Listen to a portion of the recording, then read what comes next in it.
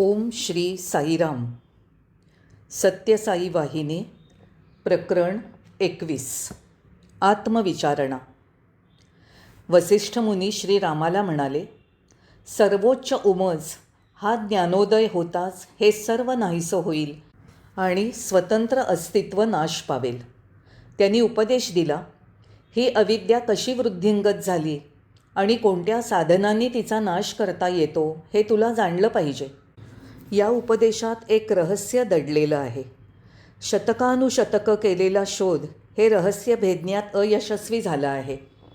जगताची उत्पत्ती कुठून झाली, ते कसं प्रगट झालं, जर यात व्यक्तिगत कारण असतं तर हा शोध यशस्वी झाला असता. जगत हे अशी वस्तू नाही, ते कसं प्रगट झालं, त्याची उत्पत्ती कुठून झाली, हे प्रश्न रज्जूवर सर्पाचा भास कसा झाला आणि तो भयाला कारणीभूत कसा झाला या प्रश्नांसारखे आहेत. तिथे केवळ रज्जू असतो. पाहणाऱ्याच्या सदोष बुद्धीमुळे संध्याकाळात त्यावर सर्पांना उद्भव झाला. अर्थातच तर्कशक्तीने निर्मिलेल्या भ्रमामुळे हे झालं. दुसऱ्या शब्दात सांगायचं म्हणजे अज्ञान गैरसमजाचा आधार आहे. ब्रह्म तो रज्जू आहे. जगत भ्रांतिपूर्ण तर्कशक्तीने आरोपिलेला सर्प आहे. जोपर्यंत या भ्रांतीचं प्राबल्य आहे तोपर्यंत आपण ब्रह्माला जगत म्हणून जाणतो. आपण एका वस्तूला दुसरी वस्तू जाणतो. म्हणून जगत ही एक वस्तू आहे जी आपल्या स्वतःच्या बुद्धीतून उत्पन्न झाली आणि त्याच सदोष भ्रांत बुद्धीतून प्रगट झाली असा निष्कर्ष काढणं उत्तम आहे. अशा भ्रांतीतून जन्मलेली आणि केवळ अपंग बुद्धीने स्वीकारलेली वस्तू सत्य असू शकत नाही. ज्यावेळी भ्रांती दूर होते, ज्यावेळी अपंगत्व नाहीसं होतं, त्यावेळी त्यांच्यामुळे कारणीभूत झालेलं जगतसुद्धा लोप पावतं. अहंच अज्ञः, मी अज्ञानी आहे. स्वतःबद्दल हे तथ्य प्रत्येकाने स्वीकारलं पाहिजे. स्वतःबद्दल ही घोषणा करण्यावाचून त्याला गत्यंतर नाही. सर्व पवित्र ग्रंथ आणि शास्त्रांमध्ये हा निर्णय आहे की हे सर्व ब्रह्म आहे. हे दुर्लक्षित करून जर व्यक्ती तो मी आहे असा दावा करत असेल तर तो केवळ अज्ञानी असल्याचं प्रतिपादित आहे. एक संदेह उद्भवू शकेल, कोणी स्वतःला विसरून तो दुसरा कोणी आहे असा विश्वास ठेवणं खरोखरच शक्य आहे का? आपण हे पाहिलं की मिथ्या वस्तू स्वीकारणं हे अज्ञानी माणसाचं लक्षण आहे. संधिकाळात सत्यावर असत्य आरोपिलं गेलं आहे. मार्गातील रज्जूवर सर्प भासमान झाला आहे. हा भ्रम जाणीव प्रभावित करतो आणि बुद्धी विकृत करतो, जेणेकरून तो आनंद हे त्याचं सत्यस्वरूप आहे हे विसरतो. तो स्वतःवर व्यक्तित्वाची बंधनं आरोपित करतो आणि स्वतःला जीवी समजतो. तो आनंद त्याच्या बाहेरील भौतिक विश्वामध्ये आहे अशा विश्वासाचं तो स्वागत करतो आणि स्वतःला गतिमान, परिवर्तनशील, अस्थिर जगामध्ये, संसारामध्ये गुंतवून टाकतो. तो नशीब आणि सुदैव यांचे जुळे आघात सहन करतो. अशा व्यक्तींना श्रुती, वेद आणि पवित्र ग्रंथ यांनी आत्म्याचं ज्ञान आणि साक्षात्कार होण्यासाठी निरंतर प्रयत्नाद्वारा जीवन परिवर्तन करण्याची शिकवण दिली आहे.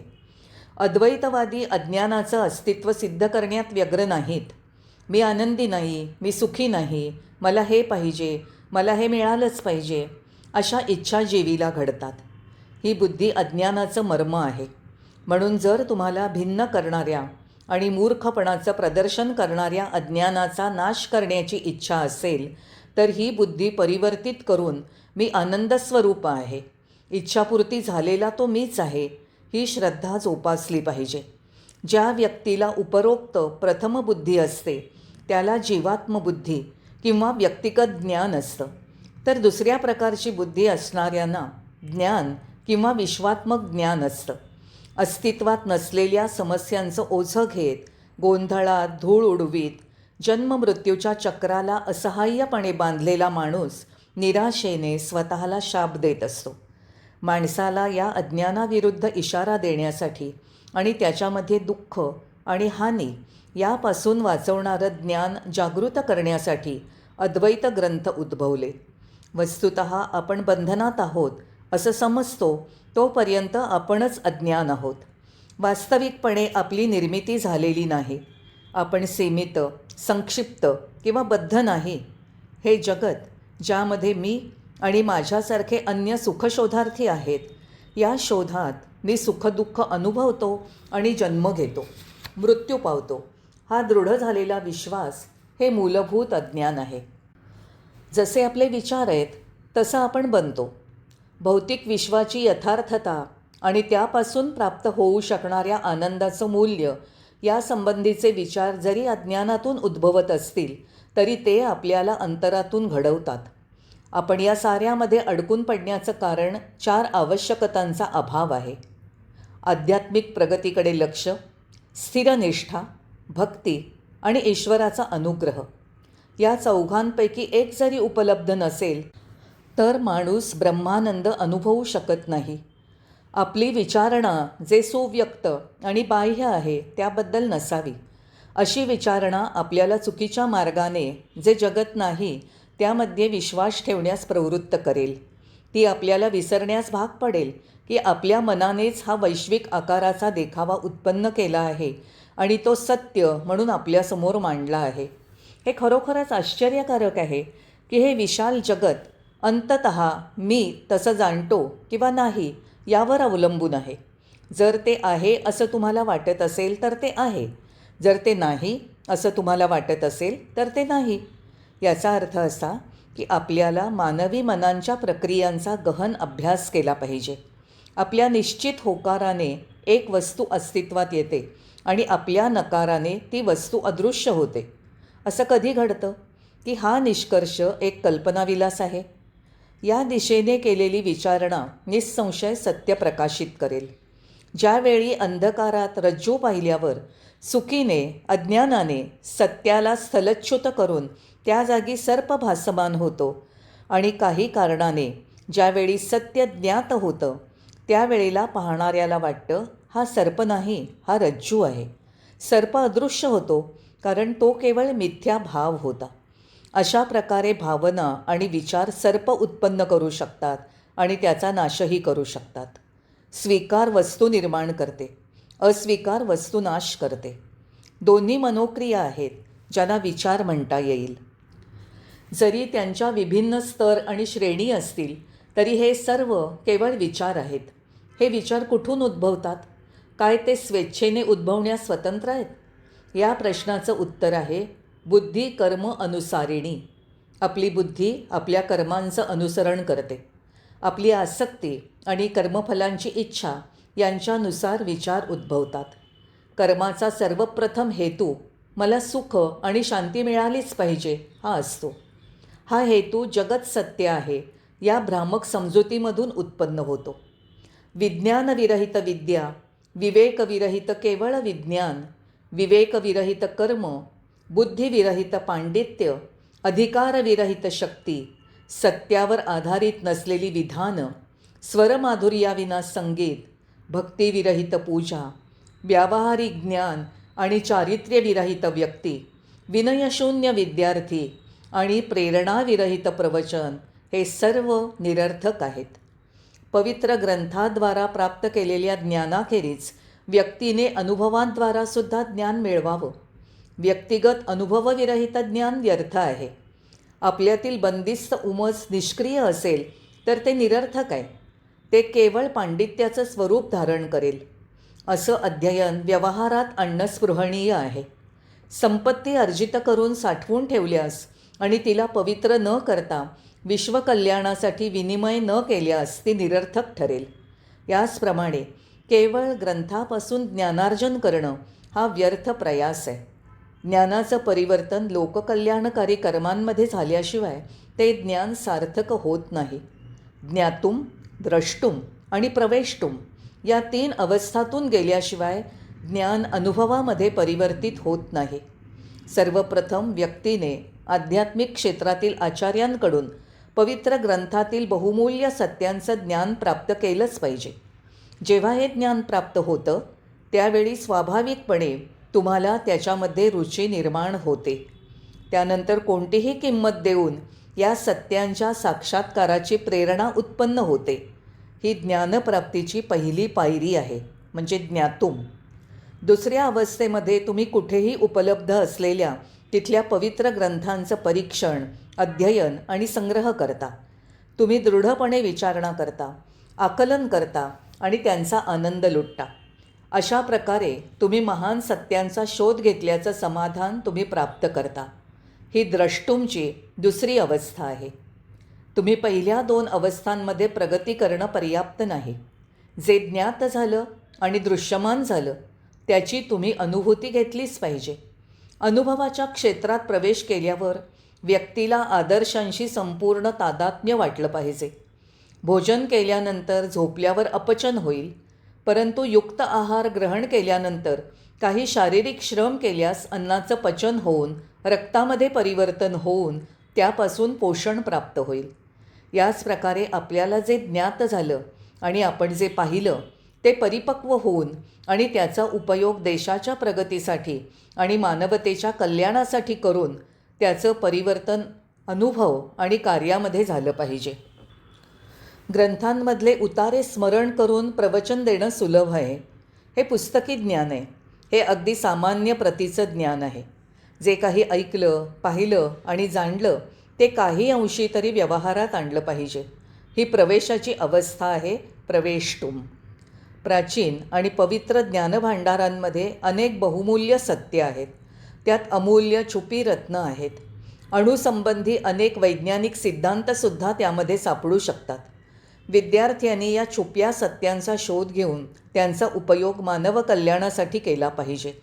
त्यांच्यामध्ये या सत्यांचा शोध घेण्याची प्रेरणा आणि दृढनिश्चय असला पाहिजे. त्यांनी केवळ प्रवचनं देण्यात आणि वादविवादांच्या स्थानांवर उपस्थित राहण्यात संतोष मानायला नको. केवळ अस्सल ज्ञानजिज्ञासू विश्वामध्ये सत्यज्ञानाचा प्रसार करू शकतात. केवळ वरकरणी ज्ञान निरुपयोगी होतं. अनुभवजन्य ज्ञानापेक्षा अन्य कोणतंही ज्ञान श्रेष्ठ असू शकत नाही. ते पुढाकार घेऊन निश्चयाने आणि दीर्घ प्रयत्नांनी प्राप्त केलं पाहिजे. त्याचा उपयोग राष्ट्राच्या प्रगतीसाठी, आवश्यक तंत्रज्ञानाचा विकास आणि उत्पादन वाढीसाठी केला पाहिजे. अनुभवाद्वारा ज्ञान प्राप्त करणं जेवढं आवश्यक आहे तेवढंच विवेकबुद्धी विकसित करून त्या ज्ञानाचा उपयोग देशकल्याणासाठी करता येणं आवश्यक आहे. विवेकरहित विद्या आणि तारतम्यविरहित ज्ञान व्यर्थ आहे. शिक्षण एक गोष्ट आहे आणि विवेक वेगळी गोष्ट आहे. विवेकशक्ती आपल्याला शुभ अशुभ यांचा भेद करण्याची पात्रता देते आणि एखाद्या परिस्थितीमध्ये कोणत्या गोष्टीला किती महत्त्व द्यायचं हा निर्णय घेण्याची क्षमता देते. विवेक ज्ञानाचा घटक आहे. विवेकाशिवाय व्यक्ती योग्य मार्गाचं अनुसरण करू शकत नाही. सर्व कार्यांमध्ये विवेकाचं प्रदर्शन हे कुशाग्र बुद्धीचं लक्षण आहे. अणुशक्तीवर संशोधन करून संपूर्ण जगाची क्षणार्धात राख करण्याची क्षमता असलेली अण्वस्त्र शोधली जाऊ शकतात. तीच अणुशक्ती आपल्याला उद्योग आणि कृषी क्षेत्रांसाठी उपयोगी कोट्यावधी किलोवॅट क्षमतेची विद्युत शक्ती उत्पन्न करायला सहाय्य करून देशाचं रूपांतर एखाद्या प्रसन्न बगीच्यामध्ये करू शकते. सुशिक्षित व्यक्तीने यासंबंधी विवेकबुद्धीचा वापर करून योग्य निर्णय घेतला पाहिजे. माणसाचे शोध आणि कल्पना विनाशकारी आणि विध्वंसक उद्देशांसाठी नसावा. विवेकबुद्धी आपल्याला उत्पादन वृद्धीसाठी आणि मानव कल्याणासाठी त्यांचा उपयोग करण्याचं मार्गदर्शन प्रदान करेल. ज्ञान आणि विवेकसंपन्न व्यक्ती संपत्ती आणि अधिकारपद नसलं तरी सन्मानित आणि प्रशंसित होईल. एखादी व्यक्ती प्रसिद्ध शिक्षणतज्ज्ञ, प्रमुख वैज्ञानिक किंवा कोट्याधीश असली तरीही ज्ञान आणि विवेकरहित असेल तर ती कधीही आध्यात्मिक विकास करू शकणार नाही. ज्ञानशून्य आणि विवेकशून्य व्यक्ती धर्म आणि अधर्म हा भेदसुद्धा करू शकत नाही. म्हणून प्रत्येक विद्यार्थ्याने तात्विक ज्ञानावर संतुष्ट न राहता विवेक आणि ज्ञान प्राप्त केलं पाहिजे. त्याने ज्ञानप्राप्तीबरोबर दूरदृष्टी विकसित करून तिचा उपयोग समाज उन्नतीसाठी केला पाहिजे. ज्ञान, विवेक आणि अनुभव याखेरीज व्यक्तीजवळ प्रेरणाप्रद व्यावहारिक ज्ञानसुद्धा असलं पाहिजे. हे पुस्तकाद्वारा प्राप्त करता येत नाही. यासाठी व्यापक प्रवास केला पाहिजे. याच कारणासाठी आपले पूर्वज पवित्र तीर्थक्षेत्रांमधील महान व्यक्तींचं दर्शन, संभाषण आणि पादस्पर्शन यासाठी यात्रांवर जात.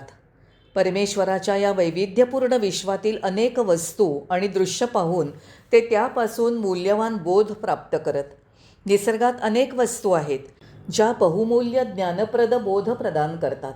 व्यावहारिक ज्ञान विकसित करणं म्हणजे अशा वस्तूंचा उगम आणि स्वभाव यांचं आकलन करून घेणं होय.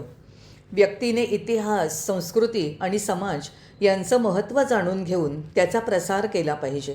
अशा व्यक्तीने सर्वप्रथम आत्म्याचा स्वभाव जाणून घेतला पाहिजे. या जगामध्ये शिक्षणाच्या भौतिकशास्त्र, संगीत, साहित्य, कला आणि गणितशास्त्र अशा अनेक शाखा आहेत. या सर्व प्रकारच्या ज्ञानांपेक्षा आत्मज्ञान सर्वश्रेष्ठ आहे. आत्मज्ञान प्राप्तीशिवाय व्यक्ती शांती अनुभवू शकत नाही. वर्तमान जगामध्ये प्रसिद्धी आणि मान्यता प्राप्त केली तरी आत्मज्ञानाशिवाय सुखाचा अनुभव मिळत नाही. आत्मज्ञान, ईश्वराचं ज्ञान, आध्यात्मिक ज्ञान या सर्व संज्ञांचा अभिप्राय अशा ज्ञानाशी आहे जे आत्मा आणि ईश्वराच्या संपूर्ण ज्ञानासाठी सहाय्यक असतं. आत्मज्ञान प्राप्त केल्यावर अन्य सर्व ज्ञात होतं. आत्मज्ञानी व्यक्तीला वस्तुतः सर्वज्ञानी म्हणून उद्घोषिता येतं. लौकिक शिक्षण आपल्याला चिरस्थायी आणि परमशांती प्रदान करू शकत नाही. केवळ आत्मज्ञान भवसागर पार करायला सहाय्य करू शकतं. म्हणून सर्वांनी चित्तशुद्धीद्वारा प्राप्त होऊ शकणारं हे आत्मज्ञान मिळवण्याचा प्रयत्न करावा. चित्तशुद्धी पुण्यकर्म, दान, करुणा आणि भक्ती यांच्याद्वारा प्राप्त होते. परमेश्वराला अर्पण केलेलं निष्काम कर्म हृदयशुद्धी करतं. ज्ञानसूर्याचा उदय शुद्ध हृदयात होतो. हा ज्ञानोदय मानवाला ईश्वरामध्ये उन्नत करतो. ही परमस्थिती प्राप्त करण्याच्या माणसाच्या प्रयासांमध्ये मानवी प्रयत्न अतिमहत्त्वाचं पाऊल आहे. ईश्वरी अनुग्रह ही दुसरी आवश्यकता आहे. कोणीही आत्मज्ञानासाठी प्रयत्न करून ते प्राप्त करू शकतो.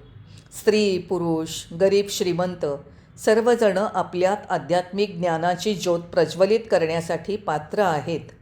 जाती, धर्म, वर्ण, कुळ हे भेद मार्गातील अवरोध होऊ शकत नाही.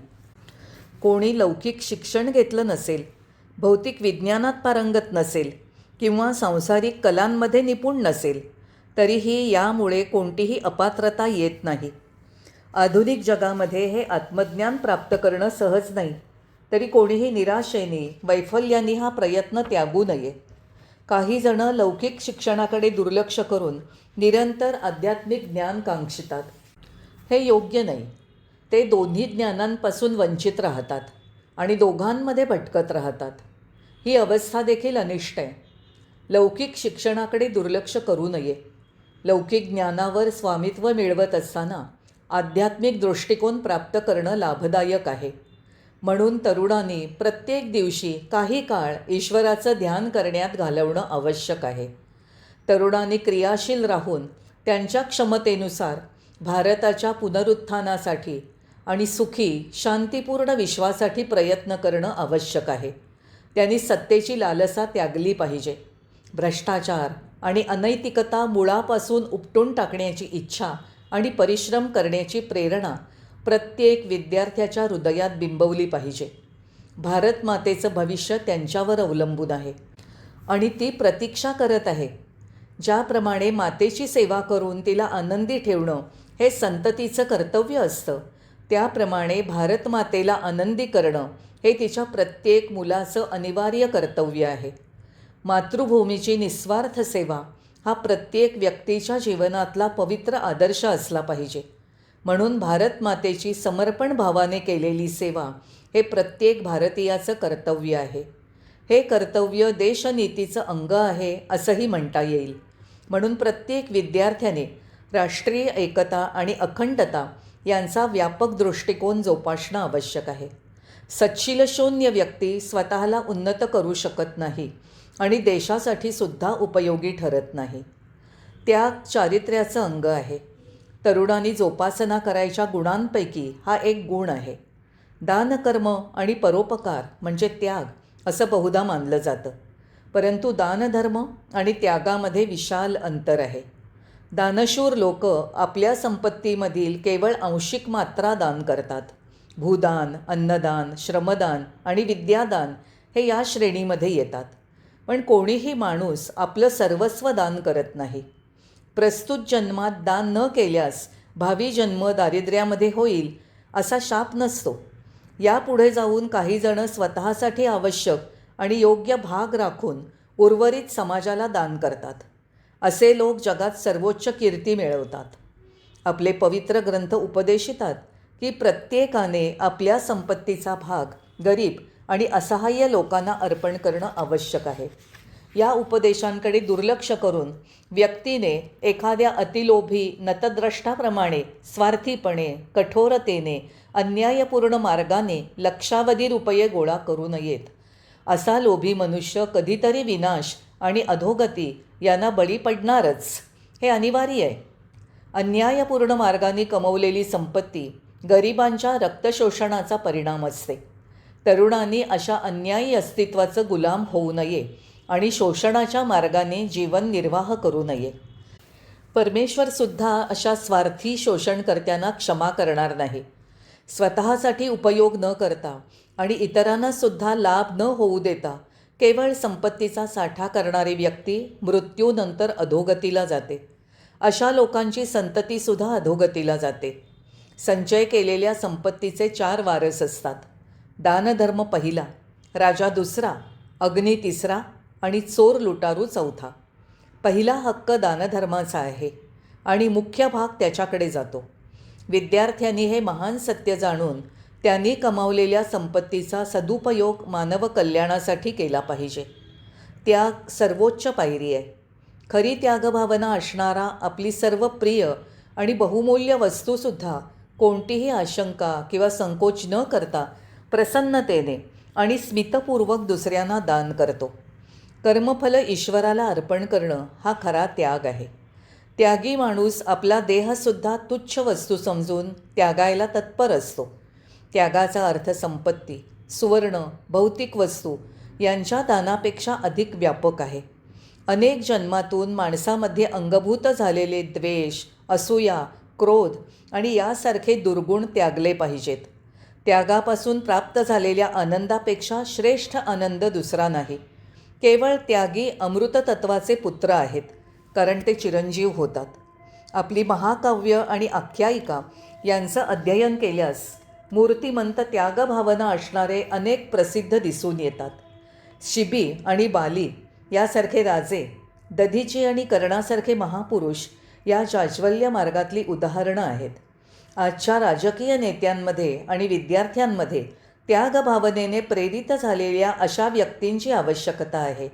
त्यांनी स्वार्थ विसरून अहंकाराचा नाश करून सत्ता लोलुपता त्यागून मानसिक क्षुद्रतेवर मात करून स्वतःला न्याय आणि समाजकल्याण यांच्या उत्तेजनासाठी समर्पित करणं आवश्यक आहे.